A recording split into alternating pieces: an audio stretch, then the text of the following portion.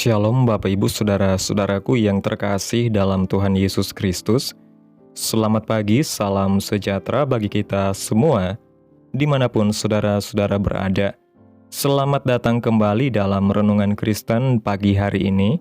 Kiranya saudara semua dalam keadaan sehat selalu dan semoga damai dan sukacita oleh Roh Kudus melimpah dalam hati dan kehidupan saudara semua.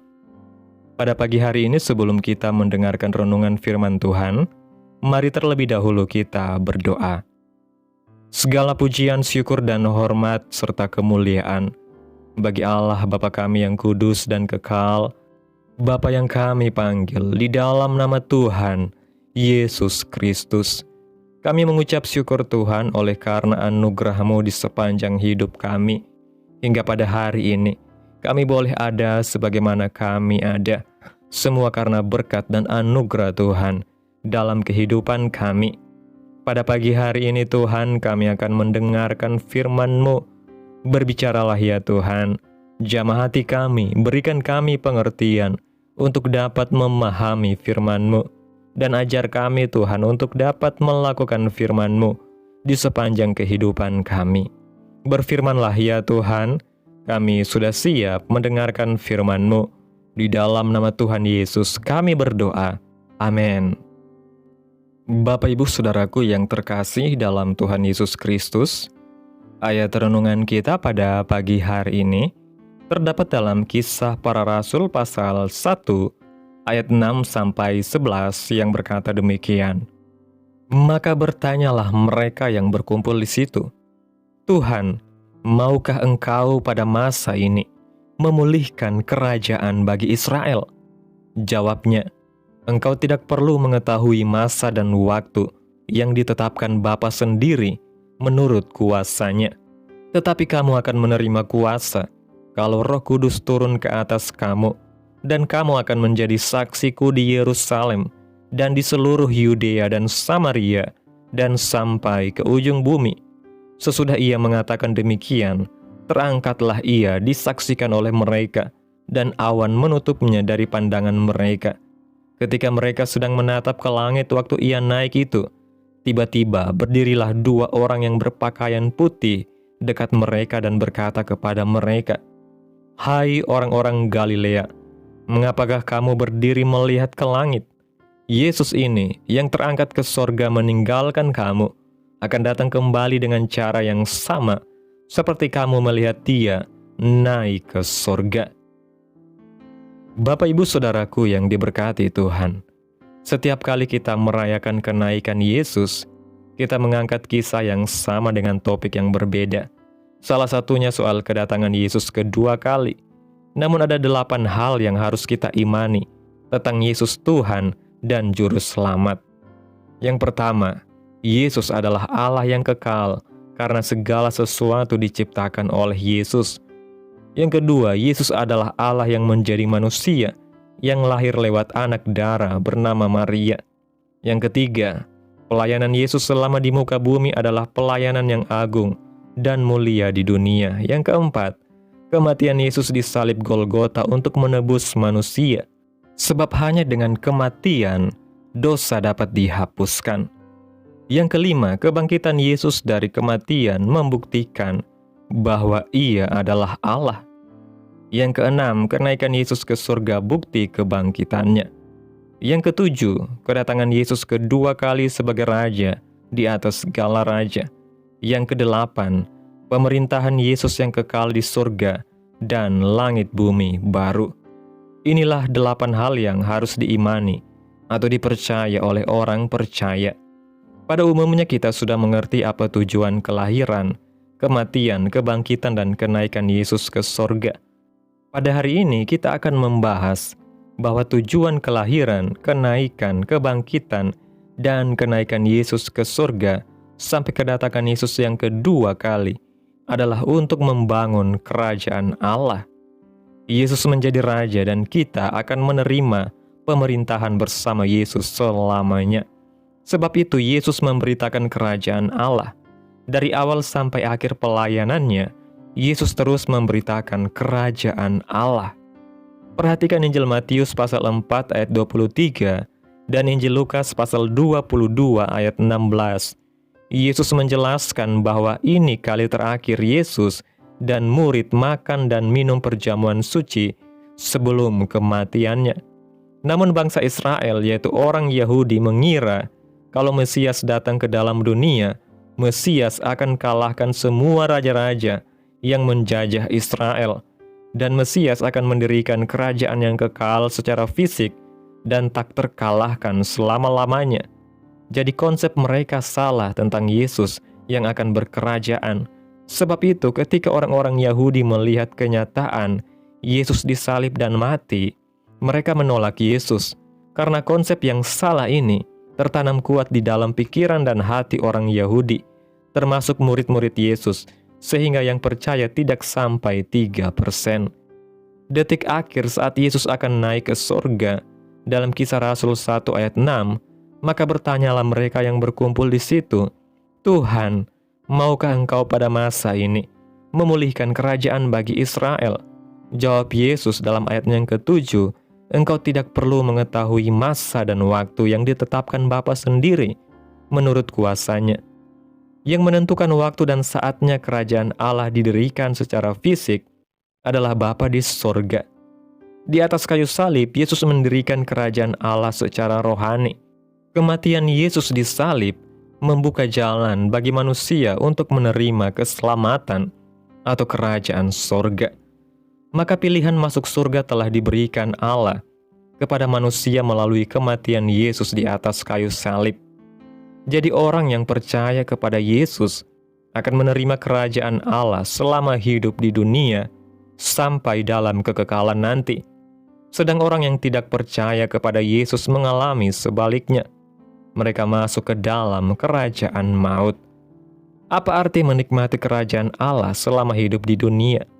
Artinya, saat Yesus mati di atas kayu salib, Yesus telah menghakimi atau menghukum iblis dan mengusir iblis keluar dari hati orang yang percaya kepada Yesus. Sejak Yesus mati di kayu salib, maka secara efektif kerajaan rohani sudah dialami. Salah satunya adalah prajurit yang menyiksa Yesus. Saat melihat Yesus, ia percaya bahwa Yesus sungguh anak Allah. Jadi ada pengalaman rohani yang kita nikmati, dan secara fisik akan dimulai saat kedatangan Yesus kedua kali. Sebelum terima Yesus, maka hidup kita penuh kejahatan, yang digambarkan merak yang adalah kesombongan, kambing yang suka menanduk, kura-kura, gambaran kemalasan, ular yaitu iblis yang berbelat-belit, harimau yang ganas, serigala yang membawa kekacauan, dan babi yang membawa kenajisan. Semua ini ada dalam hati kita yang jahat dan berdosa. Tetapi saat percaya Yesus, maka segala kejahatan itu dibuang karena Kristus, yang diisi adalah firman, Roh Kudus, salib, dan keselamatan, sehingga yang ada hanya damai sejahtera karena sudah diampuni. Untuk sekarang kita tidak melihat kerajaan Allah secara fisik. Sebab itu Lukas pasal 17 ayat 21, atas pertanyaan orang Farisi, di mana kerajaan Allah? Karena kerajaan Allah ada di antara orang percaya, yaitu saat berkumpul dalam ibadah serta bersekutu dengan Tuhan. Suasana kerajaan Allah di hati tidak ditentukan oleh status sosial, ekonomi, keuangan, kedudukan, pangkat, harta, dan jabatan. Orang yang paling sederhana pun setiap hari bisa menikmati suasana kerajaan Allah apabila selain telah percaya kepada Yesus dan telah dilahirkan baru, ia harus hidup dalam kebenaran. Roma pasal 3 ayat 24 kita melihat bahwa kita memelihara kebenaran yang kita terima dari Yesus dengan cara hidup sesuai firman Allah. Maka suasana kerajaan Allah atau kerajaan surga akan kita alami setiap hari. Karena iblis tidak berkuasa lagi untuk menuduh kita.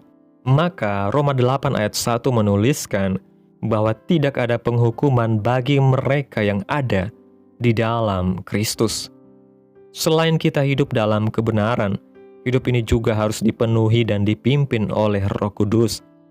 Roh Kudus mengubah roh ketakutan, kekhawatiran, dan kegelisahan akan diubah menjadi damai sejahtera. Yesus berkata dalam Kisah 1 ayat 8 bagian A, "Tetapi kamu akan menerima kuasa kalau Roh Kudus turun ke atas kamu." Roh Kudus dikaruniakan bukan hanya supaya kita menjadi saksi Kristus. Roma 14 ayat 17 artinya, Roh Kudus memberi damai sejahtera dan sukacita. Bila Roh Kudus memenuhi dan menguasai hati dan pikiran kita, Roh Kudus akan ubah takut, ubah khawatir, dan mengubah putus asa menjadi damai sejahtera dan sukacita sejati. Sebuah peristiwa dalam Kisah Rasul pasal 12 ayat 6, pada malam sebelum Herodes mengeksekusi Petrus, maka Petrus tidur di antara dua prajurit, terbelenggu dengan dua rantai. Selain itu, prajurit-prajurit pengawal sedang berkawal di muka pintu. Mengapa Petrus dijaga? Dalam Kisah 12 ayat 4, agar Petrus tidak kabur, sebab eksekusi Petrus dilaksanakan setelah Paskah. Dalam penantian itu Petrus tidak takut, melainkan ia dapat tidur dengan sangat nyenyak, sehingga malaikat harus tepuk rusuk Petrus untuk membangunkannya. Petrus mengalami hal ini, sebab dalam kitab Filipi pasal 4 ayat 7 mengatakan bahwa damai sejahtera Allah yang melampaui segala akal memelihara hati dan pikirannya di dalam Kristus Yesus. Kenaikan Tuhan Yesus ke surga tidak meninggalkan kita begitu saja, melainkan Tuhan Yesus memberikan damai sejahtera kepada setiap kita. Bapak Ibu Saudaraku yang diberkati Tuhan, melalui renungan pada pagi hari ini, menegaskan kepada kita bahwa kenaikan Tuhan Yesus ke surga bukanlah akhir dari karyanya, melainkan kelanjutan dari rencana besar Allah untuk membangun kerajaannya, baik secara rohani di bumi maupun secara fisik di masa depan. Yesus telah membuka akses bagi umat manusia untuk masuk ke dalam kerajaan Allah melalui kematian dan kebangkitannya. Kini, kerajaan itu hadir di hati setiap orang percaya yang telah dilahirkan baru dan hidup dalam kebenaran. Roh Kudus diberikan untuk memperlengkapi, memampukan, dan memimpin kita menjalani hidup dalam damai sejahtera dan sukacita sebagai warga kerajaan Allah. Kenaikan Yesus adalah janji bahwa Dia akan datang kembali, dan selama masa penantian ini, kita dipanggil untuk hidup sebagai saksinya yang penuh kuasa, setia membangun kerajaan Allah di bumi hingga kedatangannya yang mulia. Amin. Tuhan Yesus memberkati. Demikianlah renungan firman Tuhan pada pagi hari ini. Biarlah menjadi berkat bagi kita semua dan dapat kita lakukan dalam setiap kehidupan kita. Pada hari ini sebelum kita memulai segala aktivitas kita di hari ini, mari kita berdoa. Segala pujian dan hormat serta kemuliaan bagi Bapa kami yang kudus dan kekal, Allah yang mulia dan ajaib, Bapa di dalam nama Tuhan Yesus Kristus. Kami bersyukur Tuhan atas pertolongan-Mu, penyertaan-Mu, serta atas berkat-Mu dalam hidup kami. Kami berbahagia dan bersyukur atas kebaikan Tuhan dalam kehidupan kami. Tak berkesudahan kasih setia Tuhan, tak habis-habisnya rahmat-Mu, selalu baru tiap pagi. Besar kesetiaan-Mu Tuhan dalam hidup kami. Terima kasih Tuhan Yesus buat firman-Mu hari ini yang sudah kami dengarkan. Kami bersyukur untuk anugerah keselamatan dan janji-Mu yang kekal. Terima kasih karena kenaikan-Mu ke surga menjadi jaminan bahwa Engkau hidup dan akan datang kembali untuk menjemput kami. Tolong kami ya Roh Kudus agar selama masa penantian ini kami hidup sebagai saksi yang setia, dipenuhi dengan kuasa damai sejahtera dan sukacita surgawi. Bentuk hati kami agar selalu menginginkan hadirat-Mu dan hidup dalam kebenaran-Mu. Kami rindu menikmati suasana kerajaan Allah setiap hari dan memuliakan nama Tuhan lewat hidup kami. Terima kasih buat firman-Mu Tuhan. Tanamkan dalam hati kami dan mampukan kami untuk dapat melakukan firman-Mu sesuai dengan kehendak-Mu. Dan biarlah firman-Mu terus menyegarkan jiwa kami, menghidupkan hati yang lemah dan lesu, dan membangkitkan harapan dan kasih. Berkati umat-Mu yang sudah mendengarkan firman-Mu hari ini.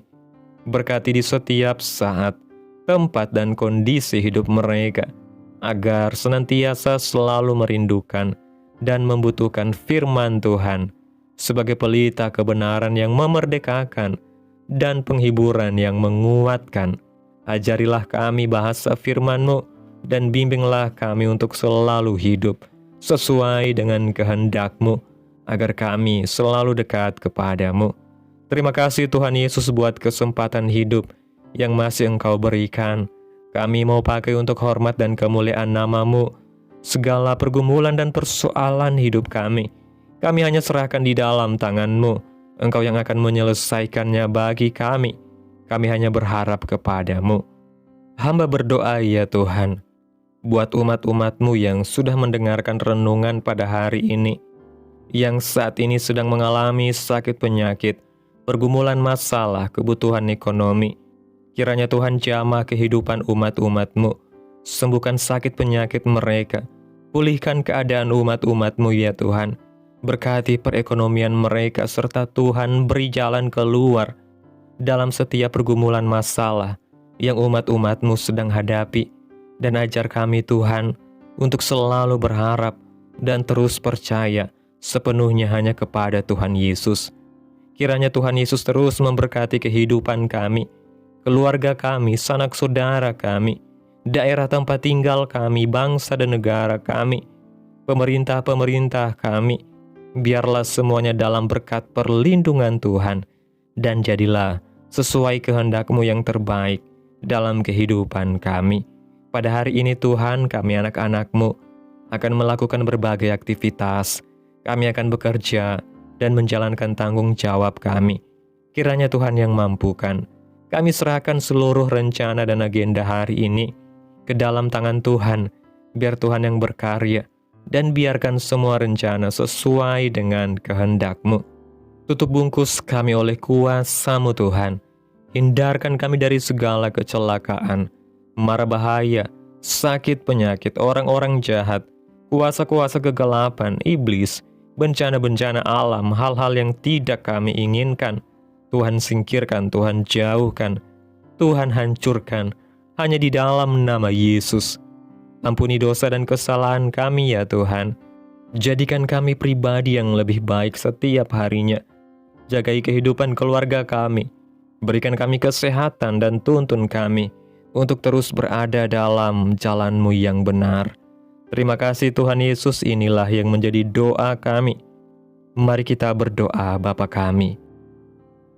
Bapa kami yang di sorga, dikuduskanlah nama-Mu, datanglah kerajaan-Mu, jadilah kehendak-Mu di bumi seperti di sorga. Berikanlah kami pada hari ini makanan kami yang secukupnya, dan ampunilah kami akan kesalahan kami, seperti kami juga mengampuni orang yang bersalah kepada kami. Dan janganlah membawa kami ke dalam pencobaan, tetapi lepaskanlah kami daripada yang jahat, karena Engkaulah yang mempunyai kerajaan, dan kuasa, dan kemuliaan, sampai selama-lamanya. Amin. Mari kita terima berkat Tuhan. Tuhan memberkati engkau dan melindungi engkau. Tuhan menyinari engkau dengan wajah-Nya, dan memberi engkau kasih karunia. Tuhan menghadapkan wajah-Nya kepadamu, dan memberi engkau damai sejahtera. Terimalah berkat Tuhan di dalam nama Tuhan Yesus Kristus. Amin. Selamat pagi, selamat beraktivitas. Tuhan Yesus memberkati.